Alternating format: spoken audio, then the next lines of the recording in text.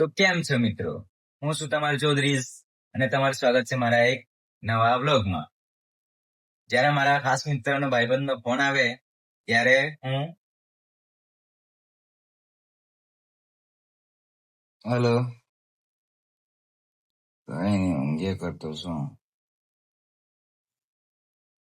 આરામ જ કરવું પડે ને. કઈ નહીં થવા નહીં બધું ઊંઘવાનું છું.